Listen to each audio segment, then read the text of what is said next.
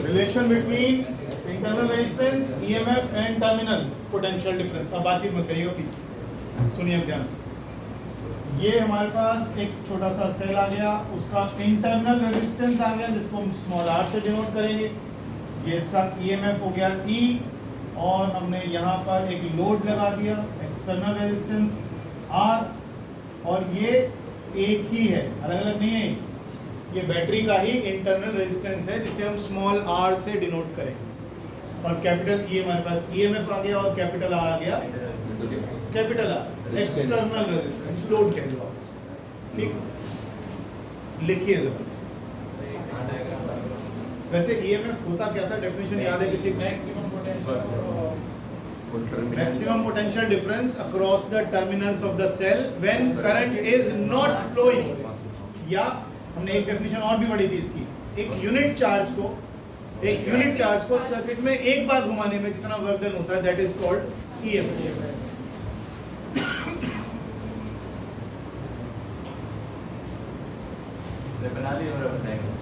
Ji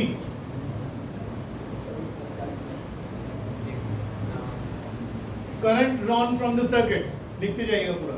current drawn from the circuit या current in the circuit, दोनों चल जाएंगे।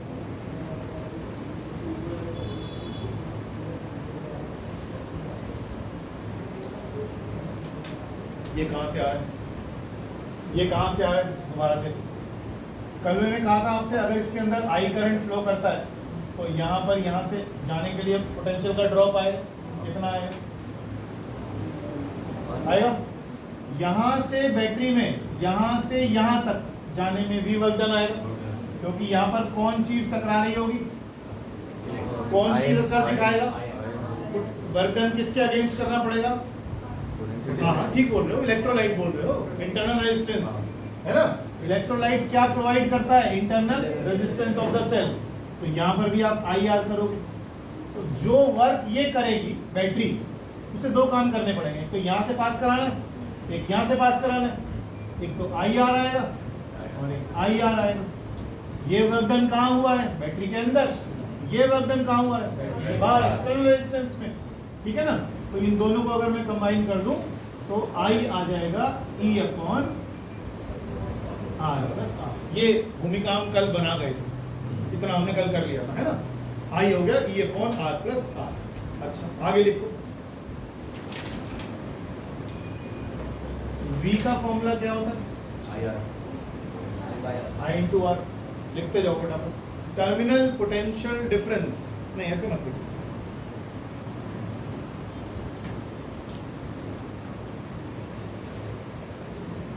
चलो मेरे से हो नहीं रहा, आप लोग बताओ जरा। ये रिलेशन आता है इसके बीच में, सर समझाना कैसे आए। मैं रुकता हूं।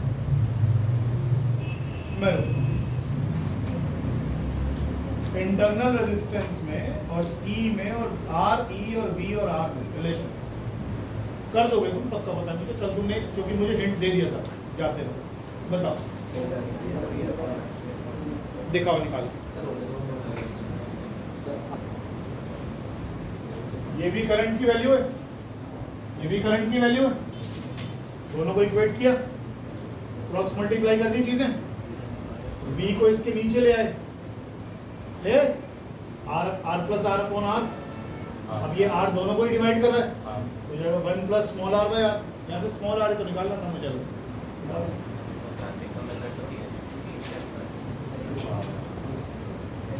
जो अच्छा लगता है।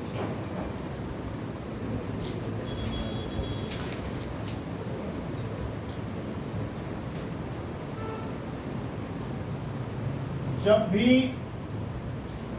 सर्किट ओपन होगा तो V और E एक ही बात करें, terminal potential difference is equal to E। Otherwise जब सर्किट क्लोज्ड होगा तो आपका V हमेशा किससे छोटा आएगा, क्योंकि इंटरनल रेजिस्टेंस के कारण बैटरी के अंदर जो वर्क डन होगा that will be equal to I into small R. तो पोटेंशियल का ड्रॉप आएगा जब भी इलेक्ट्रोलाइट से करंट पास करेगा तब I इंटू स्मॉल आर, ये पोटेंशियल का ड्रॉप। ये हम अब तक नहीं लेते थे 10th क्लास में, जब तक आपने किया तो आपने इंटरनल रेजिस्टेंस का नाम ही नहीं लिया कभी, तो आपने ये वाला ड्रॉप कभी कंसीडर ही नहीं करा, तो इसलिए हम कहते थे V is equal to I R. लेकिन अब ड्रॉप इसके अंदर भी आ रहा है because of the internal resistance of the cell, तो बैटरी में वहां भी वर्क करना पड़ेगा। ठीक, तो ये आ गया R equals to E minus V by V into R. बड़ा इंपॉर्टेंट पार्ट शुरू कर रहा हूँ, ध्यान से सुनिए।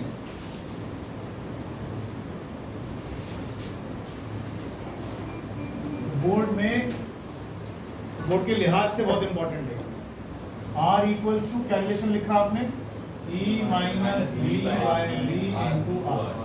R है external resistance, internal resistance, terminal potential difference, EM electromotive force. पहला लिखो, हेडिंग डालिएगा characteristic of a cell. Characteristics of a cell, ये कुछ ग्राफ हैं जिन्हें हमें एक्सप्लेन करना है। यहाँ पर सबसे पहला ग्राफ आता है E versus R graph. R देख लीजिएगा कौन सा लिखा, E वर्सेस R ग्राफ। कैसा लगता है ग्राफ आना चाहिए?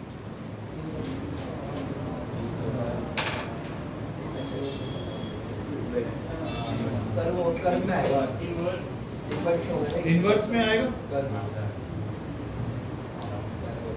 गलती कर रहे हो क्योंकि डेफिनेशन छोड़ रहे हो। डेफिनेशन कहती है E क्या है? Maximum potential difference when current is not flowing. जब करंट सर्किट में फ्लो ही नहीं कर रहा। फिर से सर्किट देखो, फिर से सर्किट देखो, यही तो था सर्किट। जब यहाँ करंट फ्लो कर ही नहीं रहा तो यहाँ आप 10 ओम लगाओ कि 10,000 ओम लगाओ, करंट फ्लो ही नहीं कर रहा तो यहाँ वर्क डन होगा ही क्यों? सोच के देखो इस बात से। डेफिनेशन सर क्या कह रहे हो? क्या है? तो वर्क डन तो मेरे लाल तब होगा ना जब सर्किट ओपन होगा, क्लोज्ड होगा। यहाँ तो करंट ही नहीं फ्लो कर रहा, करंट ही फ्लो नहीं कर रहा तो फिर उसके बाद की बात ही खत्म हो गई। यहाँ ड्रॉप कहाँ से आएगा? कुछ भी नहीं होने वाला। तो इस केस में ग्राफ कैसा बनना चाहिए? बिल्कुल सीधा बनेगा ऐसा। सर E बोल रहे हैं ना, E का मतलब क्या? V बोला होता तो जरूर मैं कुछ बात करता। E बोल रहे हो, E का मतलब क्या है?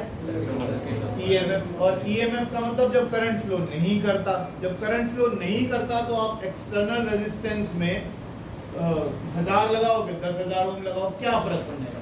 तो ड्रॉप तो होना नहीं है किसी चीज का। E और R का ग्राफ। अब ड्रॉ करिए V versus R graph. V versus R graph.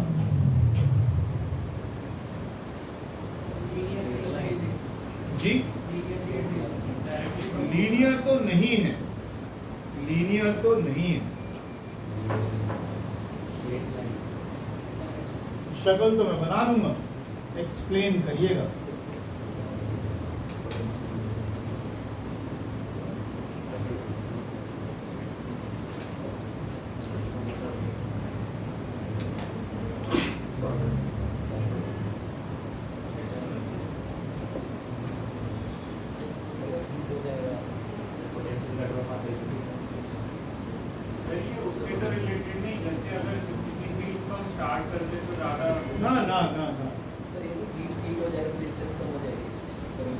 V is equal to I are.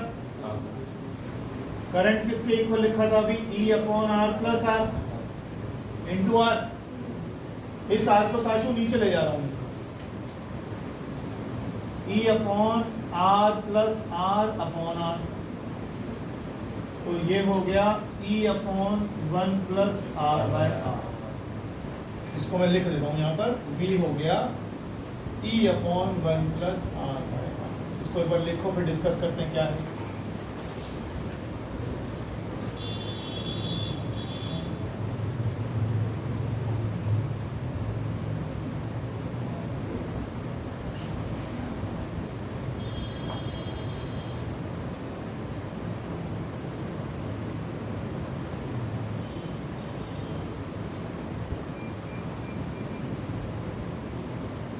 ठीक है जी, जरा थोड़ा सा बताइए। As R increases V dash,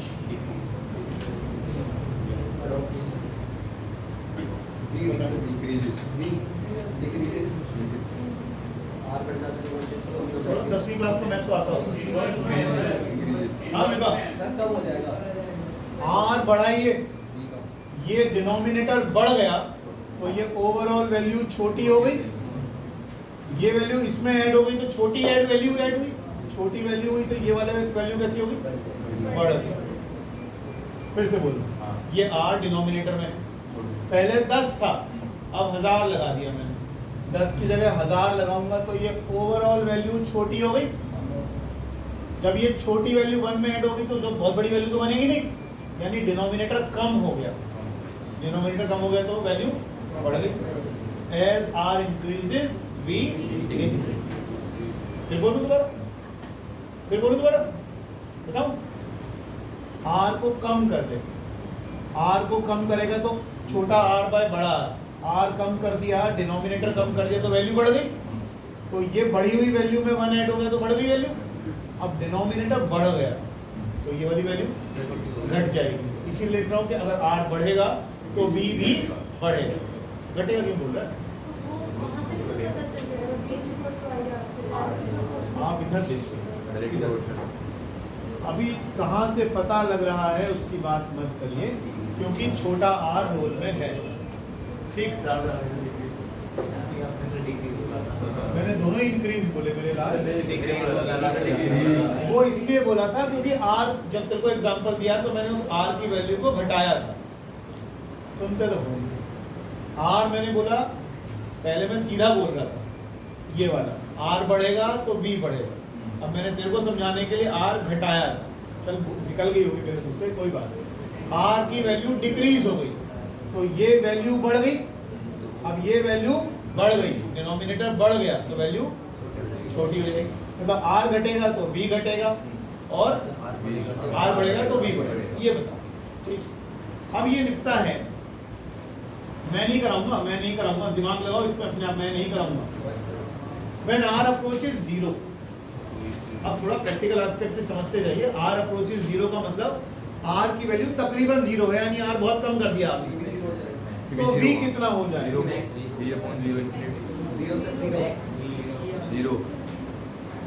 v कितना हो जाएगा,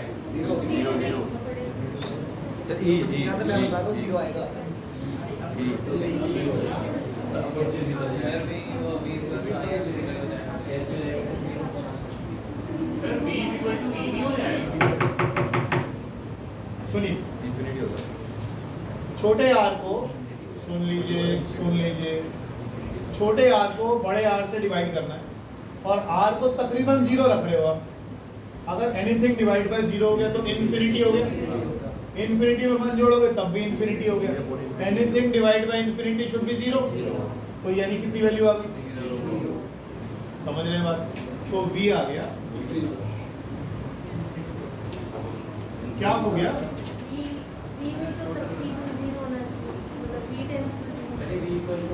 हाँ वही, उसी की बात कर रहा हूँ। v क्या था, v क्या था, टर्मिनल पोटेंशियल डिफरेंस, e क्या था, en। इन्हें कुछ डाउट लग रहा है, पहले इनके डिस्कशंस खत्म हो जाने दो फिर करेंगे।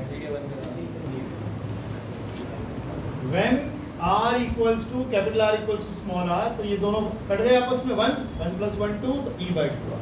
दूसरा हो गया, तीसरा लेकिन when r tends to infinity, बताओ,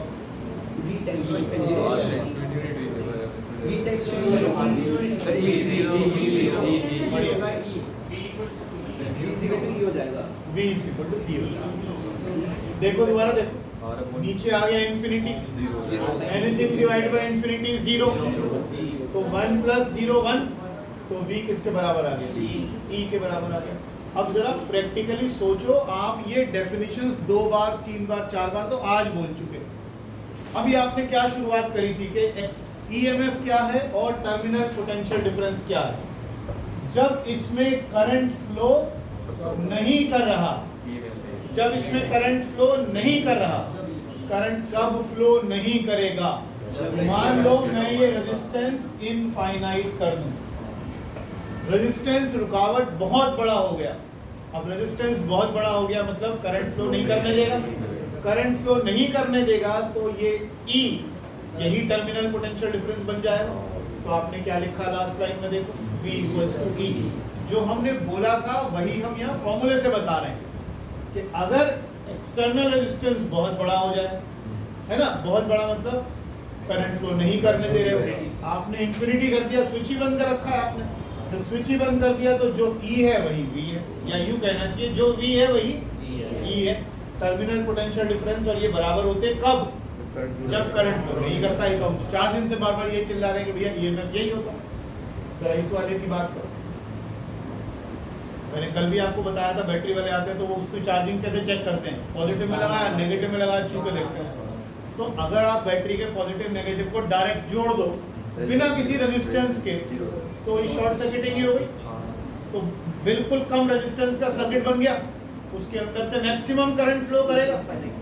ये देखो R जब 0 हो गया मतलब रेजिस्टेंस बिल्कुल खत्म सा समझो, तो यूं समझो यही तो हो गया कि मैंने बैटरी का पॉजिटिव नेगेटिव से जोड़ दिया अपना केस, इसी को तो शॉर्ट सर्किटिंग कहते हैं, है ना। तो इसमें से मैक्सिमम करंट फ्लो करेगा तो हमारे पास V कितना हो जाएगा उस केस में?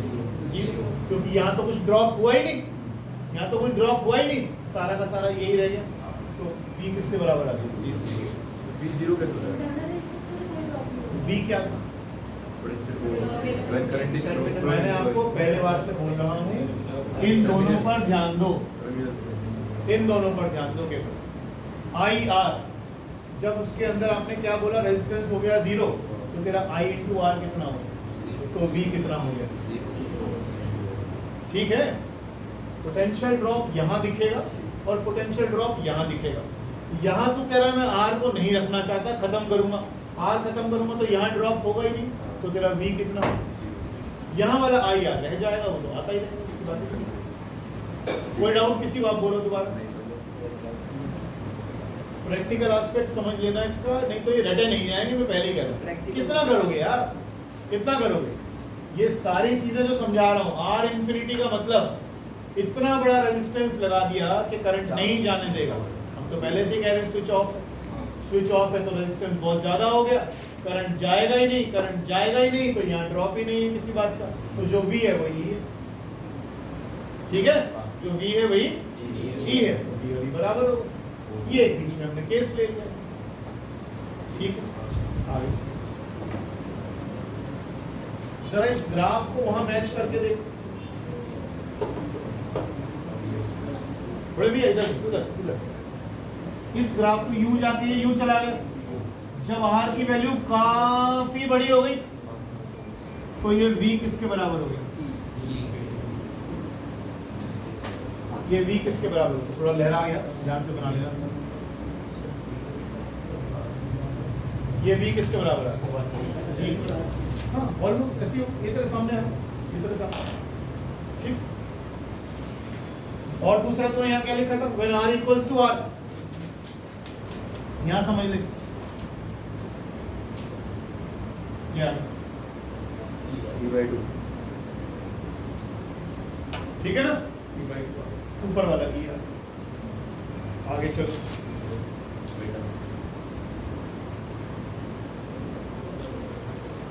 स्कूल में किसके हो गए चैप्टर? चल रहा हो गए। आगे चलिएगा, V versus I graph, V versus I graph.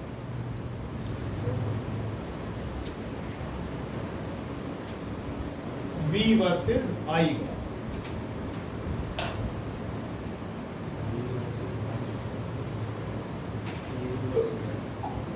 ये क्या है? Potential difference across external resistance. तो V किसके बराबर हो गया? अगर मैं यहां से देखूं तो V equals to E minus IR, V हो गया E माइनस IR, ठीक। V V हो गया E माइनस आई आर। किसके बीच में ग्राफ प्लॉट कर रहे हो आपकी बात? V और I, V और I। तो एक काम करता हूँ, माइनस आई आर प्लस ई लिख देता हूँ। जब मैं पढ़ा रहा हूँ तो मुझे बोलते हुए बच्चे दुश्मन दिखाई देते हैं, दोबारा कोशिश मत करो, नहीं उठा के क्लास से बाहर फेंको। V equals to I R minus I R plus E. इतनी बात समझ में आ रही है? अगर समझ में आ रही है तो ये भी समझ में आता होगा y is equal to mx plus c क्या होता है? स्ट्रेट लाइन की इक्वेशन। आपको ग्राफ प्लॉट करना है v वर्सेस i। तो मैं गलत कर रहा हूँ, सॉरी गलत नहीं कर रहा, मतलब दो चीजें ऐसे ऐसे लिखो ताकि कंपैरिजन हो सके। y is equal to mx plus c। किसके बीच में ग्राफ बना रहे हो? v और i के बीच में। तो y एक्सिस पर क्या लोगे? v। x एक्सिस पर क्या लोगे? i। तो स्लोप कितना हो गया? माइनस i, नेगेटिव स्लोप हो गया। और c हो गया e के बराबर। ग्राफ प्लॉट करो, कैसा आना चाहिए? बिल्कुल ऐसा, बिल्कुल ऐसा। पहली बात तो स्ट्रेट लाइन की इक्वेशन है, तो आएगा तो सीधा। स्लोप कैसा है? नेगेटिव। तो नेगेटिव स्लोप कैसे होते हैं? ऐसे होते हैं। नेगेटिव इधर को झुके होते हैं ना, तो नेगेटिव स्लोप होते हैं जब वो x एक्सिस के साथ ऑब्ट्यूस एंगल बना, तो नेगेटिव हो ये आ गया। ये वैल्यू किसके बराबर है? e के बराबर है। c क्या होता है? y intercept. हमारा ग्राफ y एक्सिस को जिस पॉइंट पर काटेगा ये वो है, तो ये c हो गया e के बराबर। ये आ गया e। यहाँ हमने कौन सी चीज ली है? v। और यहाँ कौन सी चीज ली है? i। सही है, ये हो गया e के बराबर। और इसका स्लोप क्या देगा? Internal resistance. ये ग्राफ तभी काम करेंगे आपके जब इंटरनल रेजिस्टेंस को आप कंसीडर कर रहे हैं, नहीं तो v is equal to I R का ग्राफ है।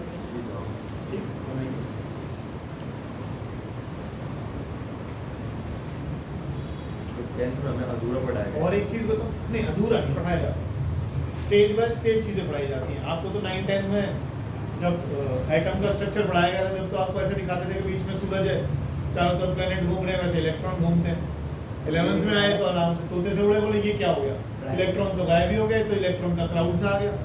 फिर वो तुम्हारे को संभावनाएं सिखाई जाने लगी, there is a possibility of finding the electron in this region. फिर वो करने लगे, वो शेप्स बनाने लगे कि यहाँ इलेक्ट्रॉन पाए जाने की संभावना सबसे ज़्यादा है। फिर तुमने कहा कि नहीं नहीं इलेक्ट्रॉन किया तो आप एक बार में पोजीशन पता लगा सकते हो, या मोमेंटम पता लगा सकते हो, या वेलोसिटी पता लगा सकते हो। फिर और आंखें खुली, बोले यार ये तो ऐसे पहले तो 9th में नहीं था, पहले तो 9th में बड़ा अच्छा लग रहा था, इलेक्ट्रॉन घूम रहा है, ये घूम रहा है, ये घूम रहा है, ये घूम रहा है। बाद में पता लगा इलेक्ट्रॉन तो दिखाई नहीं है, दिखाई नहीं इलेक्ट्रॉन पूरी 11वीं में, 12वीं में भी दिखने का। ऐसा बहुत कुछ चेंज होता है, ठीक है ना। अच्छा एक और चीज नोट करो, ई क्या था? मैक्सिमम पोटेंशियल डिफरेंस जब करंट फ्लो, देखो ये ग्राफ भी बोल रहा है, जब इस करंट की वैल्यू 0 है तो V की वैल्यू E के बराबर। ये ग्राफ भी बताता है, जब करंट 0 है तो V किसके इक्वल है? E के। यहाँ से पता लगा। ये चीजें लिखा करो, इतने बादाम अपनानी नहीं खाते हो, है ना। इनको लिख लिया करो कि भैया ये क्या बताया गया। यहाँ पर लिख लो, here I is equal to 0, therefore V is equal to E। यही हमारी डेफिनेशन थी। जब करंट फ्लो नहीं कर रहा तो टर्मिनल पोटेंशियल डिफरेंस ही EMF के बराबर, ठीक है। हटा दूं इसे, सारा हटा दूं। अब इसमें देखिए दो केस बनते हैं। हाँ, जैसे कल भाटी गाड़ी चार्ज करके बता रहा था, वैसे ही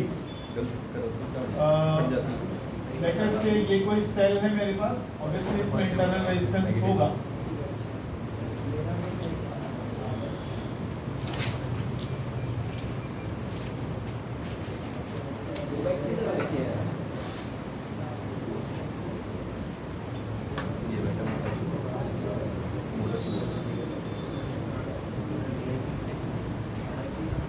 इन दोनों केसेस में कुछ फर्क नजर आता है। क्या बताना चाह रहे हैं? क्या बताना चाह रहे हैं? देखिए देखिए, बैटरी और सेल में फर्क थोड़ी है, सेल के कॉम्बिनेशन को बैटरी बोल देते हो। अब ये थोड़ा बड़ा बैटरी है, ये थोड़ा छोटा सेल है, लेकिन अगर मैं करंट की डायरेक्शन देखूं तो पॉजिटिव से नेगेटिव ही होती है। तो ये वाला भी इधर को ही फ्लो कराएगा और ये वाला भी इधर ही फ्लो कराएगा, तो दोनों एक साथ ही एक डायरेक्शन में करंट फ्लो कराएंगे।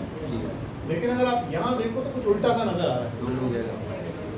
ये बड़ी बैटरी है तो ऑब्वियसली इसी की चलेगी, तो करंट ये इसमें ऐसे फ्लो करवाएगी। नॉर्मली जब आप बैटरी यूज करते हो तो आप करंट चलाते हो पॉजिटिव से नेगेटिव, तो करंट गया पॉजिटिव से नेगेटिव और बैटरी के अंदर आप करंट की डायरेक्शन देखो कैसी है, नेगेटिव से पॉजिटिव, तो आपका सर्किट पूरा हो गया। ये बैटरी इस्तेमाल हो रही है और ये करंट फ्लो करवा रही है इसके अंदर। Battery is being used, battery is being discharged. तो जब बैटरी इस्तेमाल होती है, डिस्चार्ज होती है, यूज होती है, तो आपने अभी पढ़कर आए हो V = E - IR। ये है डिस्चार्जिंग के केस में जब आप बैटरी का इस्तेमाल कर रहे हैं बल्ब करंट को चलाने के लिए। ये नॉर्मल केस, ये है आम जिंदगी, वो है मेंटोस जिंदगी। उसमें क्या हुआ है देखो जरा, इस सेल के अंदर करंट की डायरेक्शन चेक करो अंदर, इससे उल्टी हो गई ना, इससे उल्टी हो गई। ये चार्जिंग है। जो कि गाड़ी चार्ज करवा रहा था वो क्या कह के गया था मुझे कि अपनी गाड़ी के पॉजिटिव से मेरी गाड़ी का पॉजिटिव जोड़ लो और नेगेटिव से नेगेटिव जोड़ लो, पैरेलल में जोड़ा था ना, तो पॉजिटिव से पॉजिटिव जोड़ दिया, नेगेटिव से नेगेटिव जोड़ दिया, तो मेरी गाड़ी की बैटरी चार्ज हो गई थी। ऐसे ही हुआ था। तो ये चार्जिंग का केस है, यहाँ पर कार की बैटरी को चार्ज किया जा रहा है, चार्जिंग का केस। और चार्जिंग के केस में जो टर्मिनल पोटेंशियल डिफरेंस इसके अक्रॉस आएगा वो E + IR आएगा रादर देन E - IR। इसे नोट कर लीजिए। मैं बूटी ले आऊं जरा, आ रहा। ये हम सेल्स लगा रहे हैं सीरीज में। सीरीज में सेल कैसे लगेगा, नेगेटिव पॉजिटिव नेगेटिव पॉजिटिव। जब एक सेल का पॉजिटिव दूसरे के नेगेटिव से लगेगा तो सीरीज कॉम्बिनेशन बनेगा। और अगर मुझे इन दोनों का इक्विवेलेंट निकालना हो तो इक्विवेलेंट सीधा 1.5 वोल्ट प्लस 1.5 वोल्ट 3 वोल्ट बनेगा। और रेजिस्टेंस भी क्योंकि सीरीज में लगेगा तो सीरीज में रेजिस्टेंस कैसे ऐड होते हैं, R1 + R2। ये तो बहुत सिंपल सा था, सीरीज में कोई दिक्कत है भी नहीं। अब आता है पैरेलल। अब आता है पैरेलल, इसे हटा देंगे। सेल्स इन पैरेलल, दो सेल उठाइए और पैरेलल में लगाइए ऐसे।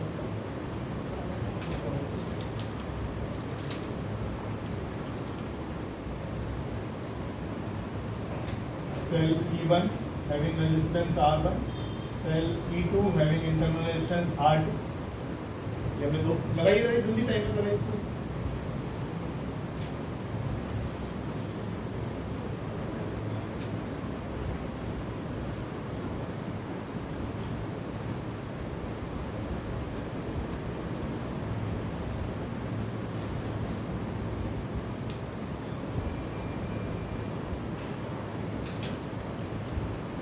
ठीक है, हो गया।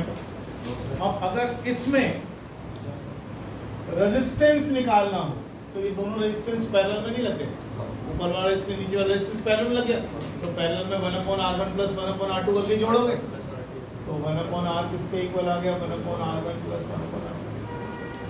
तो R किसके इक्वल आएगा, R1 R2/R1 +R2। इसमें तो कोई दिक्कत ही नहीं।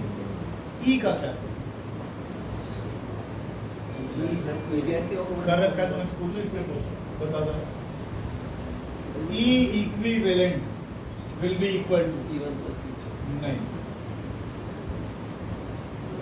सर Y yes sir ये क्या कर पता है मुझे, ये तो तू ही बता।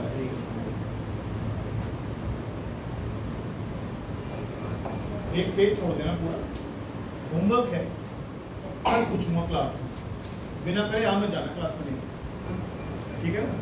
तो वीडियो भेज दूंगा मैं। नहीं सर ठीक है, दिक्कत नहीं अब वाली को तो मैंने डिलीट मार। अच्छा बात करिए करना क्या है।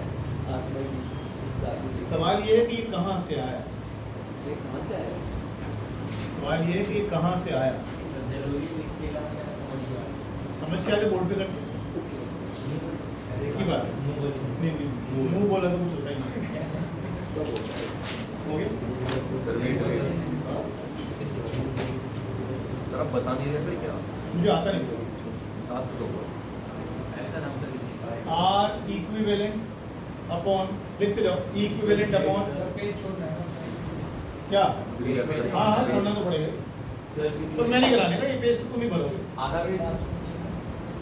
तुम्हें जो करवा दो बस वो रट के आ जाते हो ये करके लाना इसको रिजल्ट को ऐसे भी एक्सप्रेस किया जा सकता है दोनों एक ही बात है न्यूमेरिकल साइन देखेंगे ऐसी डिवाइड हेडिंग डालिएगा बुक से पढ़िए चैट जीपीटी से पढ़िए आपका जो मन करे वहाँ से पढ़िए लेकिन परसों में पूछूंगा ये टेस्ट परसों नंबर भेज दूँगा घर में तुम्हारे से ठीक 0 से 5 में दे पढ़ जाना इसको किताब से चलो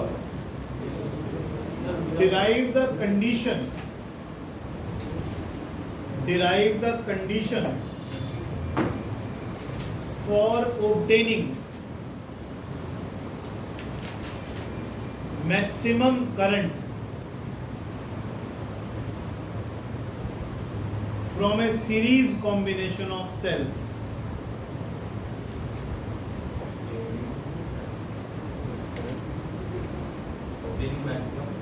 Maximum current from a series combination of cells.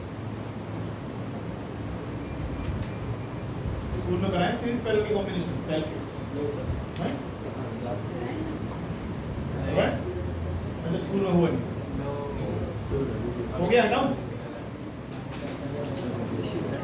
जरा क्वेश्चन दोबारा पढ़िए क्या लिखा है अगर हमारे पास n नंबर ऑफ सेल्स हैं सीरीज में लगे हुए हैं तो उसमें से मैक्सिमम करंट अगर हमें ड्रॉ करना हो तो उसकी कंडीशन आपको बतानी है सीरीज में लगाएंगे ये हमने सीरीज में लगा दिए एक एक्सटर्नल रेजिस्टेंस लगा दिया ये सारे n सेल्स हैं सब पैरेलल में लगाएंगे सभी का रेजिस्टेंस वही E, R सारे EMF E और सारे के सारे रेजिस्टेंस R सारे सिमिलर सेल अब इसमें से मैक्सिमम करंट ड्रॉ कैसे होगा इसकी कंडीशन आपको निकालनी लिखिए पहली लाइन पहले बता दें अगर मैं इन सबको हटा दूं तो एक सेल कितना लगेगा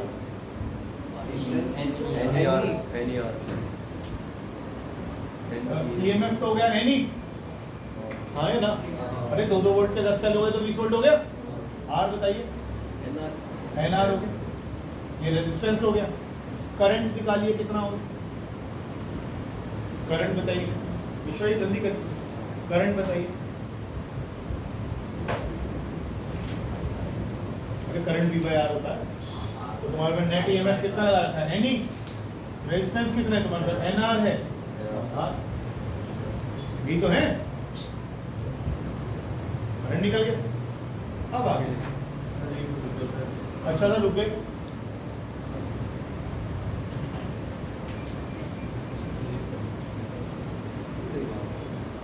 करंट इन द सर्किट अरे मैं तो लिखा ही कुछ नहीं भैया बोल ही नहीं रहा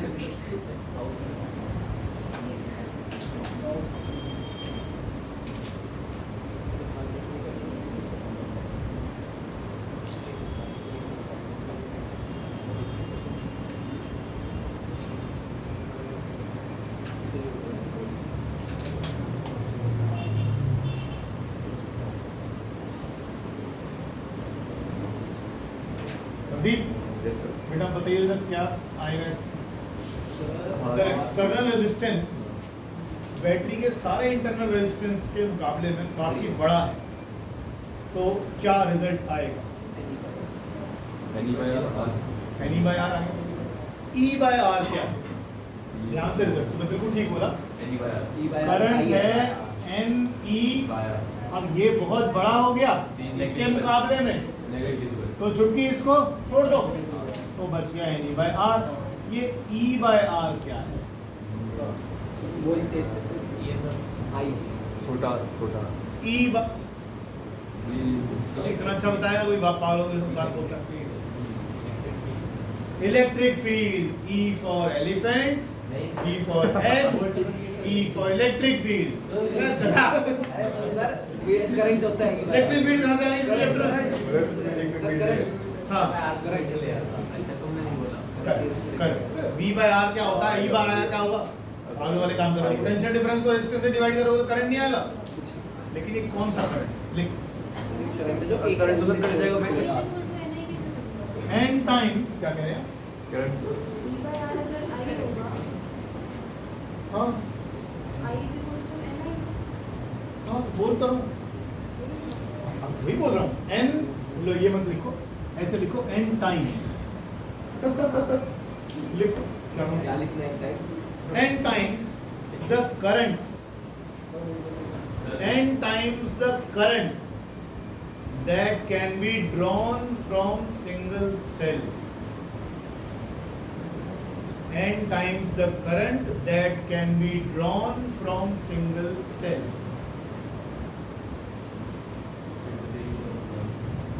प्रसून कुछ कह रहा है हाँ प्रसून की बात सुनते हैं थोड़ा तेज बोल कह रहा रहा बहुत तेज पढ़ा रहे हो n times the current that can be drawn from the single cell sir वो पिच नहीं है सर वो कह रहे फ्रीक्वेंसी ज्यादा है फिजिक्स में समझा है देखते ही बोल रहा हूँ सर अटक गया आवाज नहीं पहुंच रही है या जल्दी जल्दी बोल रहा जल्दी हूँ जल्दी बोल हाँ, रहा please, sir. अच्छा तो रुक गया मैं तो बोल तो दिया था तूने पहले सर वो समझ नहीं मैंने कहा बोली फ्रीक्वेंसी तेज है अच्छा। आर्टिफिशियल वाली पिच हो सही जाता है फिजिक्स में जो हमारा में जब अच्छा पिच लो हो जाता है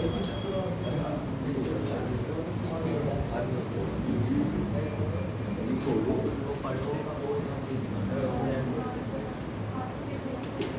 ई बाय आर E by छोटा E by R छोटा r क्या है ई बाय छोटा होगा ई बाय आर करेंगे रहता है इंटरनल इंटरनल जो sir internal potential V V V sir N E by N R लिखो n लिखो सर n n क्यों है sir N E by N R होगा n तो कट जाएगा ना ई बाय आर बचेगा सर लिखो इसे लिखो सर इसे please wait the current given by a single cell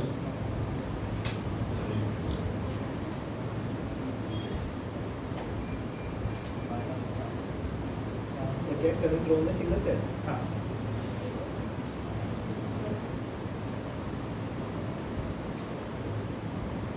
final करते हैं इसको। बोलूं सर बोलूं लिखो when external resistance is much greater than total internal resistance when external resistance is much greater than total internal resistance समझाया तो मैंने कोई नहीं ऐसे चेहरे क्यों बना रहा है बताऊंगा ठीक total internal resistance comma the cells should be connected in series the cells should be connected in क्या सर आपने बोला when external resistance is much greater greater than total internal resistance motor नहीं होगा सर वो तुम यार क्यों अकल चला रहे हो थोड़ी चीज आराम से खर्च कर लो ना भी तुमने बताया कुछ नहीं है वो लिख तो लेने दो मैंने कहा सारे पीएचडी भी करेंगे अभी तो वो कुछ समझाया नहीं 2 मिनट तो रखो लिखवा दो पहले when external resistance is much higher than total internal resistance the cells should be connected in series the cells should be connected in series to get maximum current to get maximum current ये question है जिसके अंदर आपको हर एक resistance में current निकालना है अगर सेल्स इस तरीके से सीधे सीधे सीरीज में लगे हुए हैं नेगेटिव पॉजिटिव है ना इसके पॉजिटिव से इसका नेगेटिव इसके पॉजिटिव से अगले वाले का नेगेटिव तो नेट ईएमएफ आ गया ऐड हो गया लेकिन अगर टर्मिनल्स उल्टे लगे हुए हैं पॉजिटिव से पॉजिटिव तो नेट ईएमएफ निकालने के लिए आप E1 माइनस E2 करेंगे जो कि यहाँ दिख रहा है ऊपर जो दिख रहा है तो इस क्वेश्चन के अंदर जब आप नेट ईएमएफ निकालेंगे तो 8 वोल्ट माइनस 4 वोल्ट आएगा यानी नेट ईएमएफ आ गया 4 अब बाकी वो 10th क्लास वाला क्वेश्चन है नेट रेजिस्टेंस निकालने वाला एक रेजिस्टेंस ये लग रहा है एक ये लग रहा है और एक ये लग रहा है और इन दोनों का पैरेलल है 3 और 6 का पैरेलल कितना बनेगा? 2 आता है रिलेशन, ध्यान रखिएगा। 1/3 plus 1/6 is equal to 1/r, तो 2 ही आएगा। तो इसके इक्विवेलेंट ये एक सर्किट बना लो, एक ये आ गया, एक ये आ गया, ये आ गया। हाँ बोलो, 4 वोल्ट 8 वोल्ट। क्या कह रहे हैं आप? ये कह रहा हूँ उसमें E2 पड़ा है शायद, आपने पीछे हमें ये- E1 दिखाया है। बेटा वो तो मैंने वैसे एग्जाम्पल लिया, उससे इसका कोई लेना देना नहीं। इसका रेजिस्टेंस कितना है? 1 ओम। इन दोनों का कॉम्बिनेशन कितना है? 2। और ये कितना है? 4.5। अब सारे रेजिस्टेंस सीरीज में हो गए। नेट ईएमएफ कितना है तुम्हारा? 4 वोल्ट। और नेट रेजिस्टेंस कितना है? 4.5, 6.5, 7, 8। सीरीज में आ गए सारे, सारे एक ही लाइन में आ गए। आई कितना आया? V/R 0.5। तो 0.5 ampere current is being drawn from this side. ठीक है, ओके। अब आप यहाँ पर आ जाइए, बजाय वहां जाने के पहले यहाँ आइए। इसमें करंट कितना गया? 1.5 इसमें करंट आया 0.5 ओम, एम्पियर। सॉरी यार, एम्पियर। अब ये करंट आगे जाके 2 में बटेगा। कल मैं आपको बताकर गया था, एक फॉर्मूला भी दिया था डायरेक्ट कि सीधा करंट निकाल लो। क्या था वो? R1 plus R2 into I। निकाल ये 0.5 एम्पियर इसमें कितना जाएगा और इसमें कितना जाएगा, यही तो बांटना है बस। कल ही देकर के हम यहाँ से निकालो देख। 0.16 किस में? D वाले में 0.16। डेसिमल में बता रहा है, फ्रैक्शन में बता दो। इसको हाफ मान ले, फ्रैक्शन में बता दो।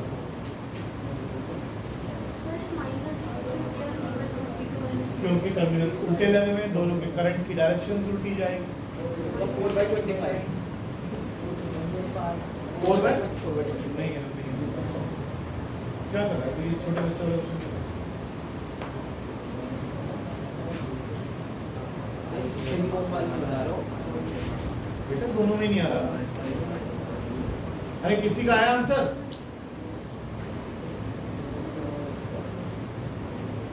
लावण्या बेटा कल ही तो बताया था 3 ओम वाले में कितना है और 6 ओम वाले में कितना है।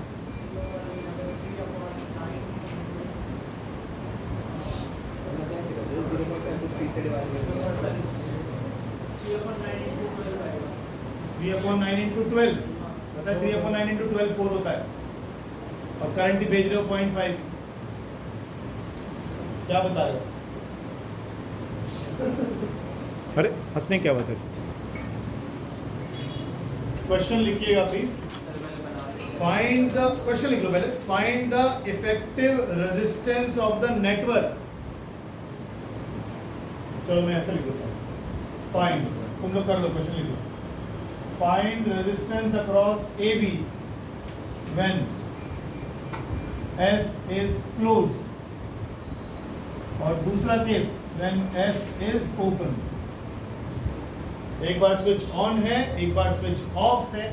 दोनों केस में आपको AB के अक्रॉस रेजिस्टेंस निकालना है। पेन नहीं चलाइएगा, ओरल ही करना है, क्योंकि पेन चलाने लायक क्वेश्चन नहीं है। तुमसे पहले तो S क्या है? अपनी क्लास सेट कर, पहले इसकी बता। S switch है। S स्विच होता है। पहली बार में स्विच नाक में डली, ऐसी बात नहीं। सब 9। पहली बार स्विच क्लोज्ड है, मतलब कनेक्टेड है। करंट नहीं जा रहा। ओपन है तो 9 आएगा। पहली बार में स्विच क्लोज्ड है, यानी ये तार जुड़ा हुआ है। करंट बहुत है। अगर ये तार जुड़ा हुआ है तो 6 और 12 पैरेलल, अगले वाले 6 और 12 पैरेलल, और इन दोनों कॉम्बिनेशन सीरीज 6 और 12 का उसमें लोगों को कितना आएगा? सही में 8 into 12 3 12 into 96/80 ये निकलेगा। 4 आएगा सर, एकदम 4। कितना आया? 4 18 चौके बाद तुम्हें लगता नहीं कि 12वीं क्लास में आ गए? सर 4 आएगा। आपने बोला था। Basic maths. घंटा करोगे 4 आएगा। अभी तो करा था 3 और 6 का कितना आ रहा था? 3 और 6 का कितना आया था? 2। 6 और 12 कितना आ गया? 4। तो ये 4, ये भी 4, तो नेट आ गया 8। ये आ गया नेट 8। दूसरा सवाल ये है कि स्विच ओपन कर दिया, मतलब यहाँ से तार ही हटा देता हूँ, तो ये दोनों सीरीज 18 और 18 आधा कर दो 9। तो सीरीज दोनों के दोनों किसमें आ गए? पहले में, तो नेट इफेक्टिव आ गया 9। सर ऐसे क्वेश्चन दो सर, क्या कर रहे हैं? ऐसे कुछ नहीं, ठीक है, मजेदार। तेरे लेवल पे इसमें मुझे क्या करना है? तुमने डायग्राम बनाया कि नहीं बनाया? अच्छा डायग्राम, ठीक है, तेरे लेवल का क्वेश्चन। नवदीप के लेवल में। हाँ नवदीप करेगा सर।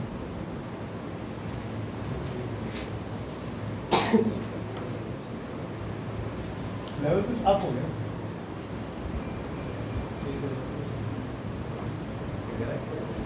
नवदीप से लेवल का क्वेश्चन आ गया।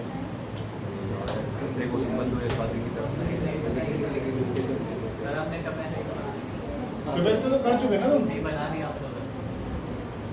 समझा नहीं? कैपेसिटर है वहाँ। कैपेसिटर अच्छा की बात है। वही बनाया। कैपेसिटर ही रहेगा। अच्छा तुझे लगा वैसे ही बना दिया? अच्छा, ये सारे 3-3 ओम के हैं ये लेवल से नीचे है। लेवल से नीचे है। और ये 3 माइक्रोफैराड का कैपेसिटर, ये डीसी सोर्स लगा दिया हमने यहाँ पे 15 volt. Find potential difference across the capacitor. 0। सुनेगा? सर डीसी करेक्ट है ना? तो पार ही नहीं होता कैपेसिटर से। मैं कब मना करो? पोटेंशियल डिफरेंस पूछ रहा हूँ, करंट पूछ रहा हूँ कैसे? करंट पार नहीं होगा तो पोटेंशियल डिफरेंस आ अरे भाई ऐसा नहीं होना चाहिए। सही बात नहीं है।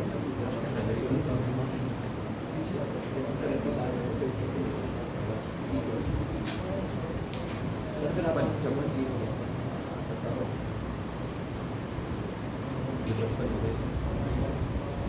जल्दी छोड़ो। ये बात बिल्कुल ठीक है, छोटा छोटा है वैसे। ए ध्यान से देखो, ये लगा रखा है डीसी सोर्स। कैपेसिटर हमेशा डीसी को ब्लॉक करता है, कैपेसिटर करंट को नहीं जाने देगा अगर आपने डीसी लगाया है। और हमने बैटरी लगा रखी है, बैटरी डायरेक्ट करंट देती है। दानिश ने दिया इधर, जब यहाँ से करंट जाएगा तो यहाँ इस वाली आर्म के अंदर करंट नहीं जाने वाला, नहीं जाने वाला। इसमें करंट नहीं जाएगा क्योंकि कैपेसिटर डीसी को ब्लॉक कर रहा है। मैं यहाँ लिख देता हूँ, कैपेसिटर ब्लॉक्स डीसी। अब अगर इसमें करंट जाना ही नहीं है तो इसके अंदर कोई करंट नहीं है, तो यहाँ पोटेंशियल का ड्रॉप भी नहीं होगा, तो फिर ये है क्यों? हटा हटा, उसको यूज ही नहीं है, उसके अक्रॉस पोटेंशियल का ड्रॉप होना ही नहीं है। अब इसके अक्रॉस पोटेंशियल का डिफरेंस निकालना है। ये यहाँ कनेक्टेड है, तो इस बैटरी का, इसका सॉरी, इसकी इस प्लेट का पोटेंशियल कितना होगा? VC। इसका कितना होगा? VF। तो आपको निकालने के लिए क्या पूछा गया? ये आपका क्वेश्चन है, अभी तक तो सिर्फ क्वेश्चन किया हुआ। पूछा क्या है उसने? पूछा है कैपेसिटर की प्लेट्स के अक्रॉस पोटेंशियल डिफरेंस कितना होगा। तो ये जो कह रहा था ना कि नहीं होगा, होगा होगा, इसमें करंट नहीं जाएगा, तो ये रेजिस्टेंस बेकार था, हमने हटा दिया। अब यहाँ पर जो प्लेट है वो C से जुड़ी हुई है, और यहाँ पर जो प्लेट है वो F से जुड़ी हुई है। करंट तो फ्लो कर ही रहा है, तो बाकी सर्किट में तो फ्लो कर ही रहा है, तो बाकी सर्किट के अंदर फ्लो करवाने की वजह से C और F में कहीं ना कहीं पोटेंशियल का डिफरेंस भी होगा कि नहीं? वही आपको निकालना। पहले नॉर्मल क्वेश्चन समझो, कैपेसिटर को बाद में देखेंगे, पहले इसमें देखो करंट कितना फ्लो कर रहा है, उसके बाद कुछ करेंगे। सीरीज पैरेलल वाला अपना हिसाब किताब करो, निकालो। उसको देख क्यों रहा है? उसे ही देखेगा, छोड़ दे उसको। ले, क्वेश्चन खत्म हो गया तेरा। अरे उसके अक्रॉस तो तुम्हें कुछ करना ही नहीं है, पोटेंशियल डिफरेंस निकालना है ना, उसमें कौन सा करंट भेजना है जो सबको लगाए बैठे, हटाओ उसको वहां से। अब जो बच गया उसमें क्या है? यहाँ से करंट गया बाटी, यहाँ से करंट गया, जो इसमें जाएगा वो इसमें जाएगा, तो 3 और 3 किस में आ गए? सीरीज में आ गए। अच्छा, अपने नहीं, ऐसे नहीं, वो बनाते चलो अपने इक्विवेलेंट सर्किट्स बनाते चलो। समझने में बड़ी आसानी हो जाती है और बाद में क्वेश्चन बड़ा आराम से सॉल्व हो जाता है। 15 वोल्ट, ये हो गया 6, ये हो गया 3 और ये हो गया 3, और अभी 6 और 3 का वैल्यू 2, 6 और 3 का 2 आता था, और अभी क्या करा था 6 और 12 का 4 है। इन दोनों का 2 कर दूं,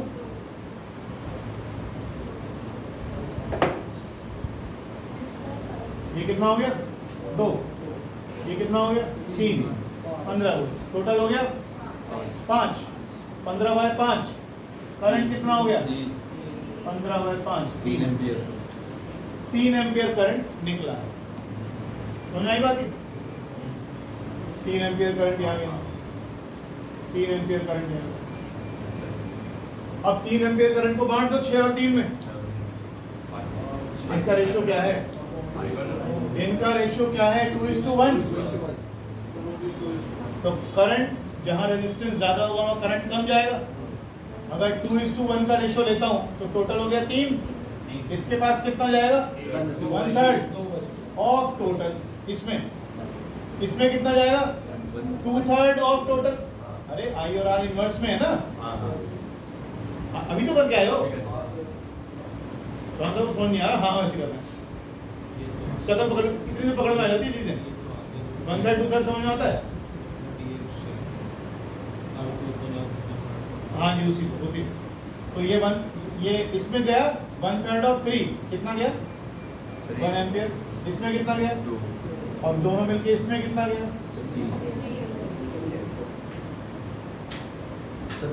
यहाँ से कितना गया 3 एम्पियर, इसमें कितना चला गया 1 एम्पियर, इसमें कितना चला गया।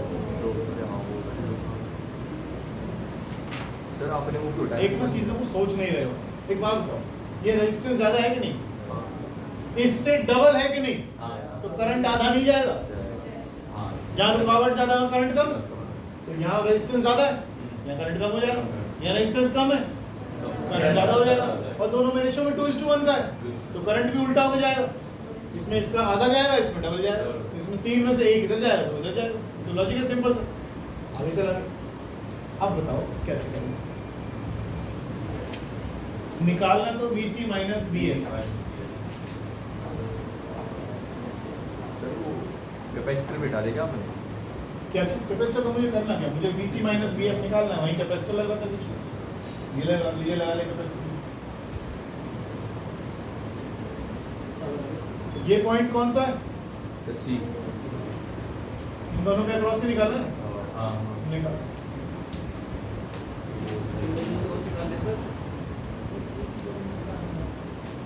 वहीं रखा है, पीछे की तरफ खड़ा है ड्रॉप के अंदर। एक मिनट इधर, ये हमारा अकेला बालक है जिसके 100 में 100 नंबर आए मैथ 10th क्लास में। Very good.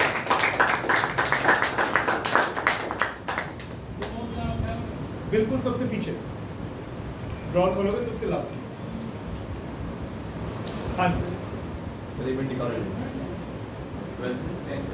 10th में 100 रिबन निकालो निकालो मेरे को। VC माइनस VF जल्दी करो प्लीज। VC और F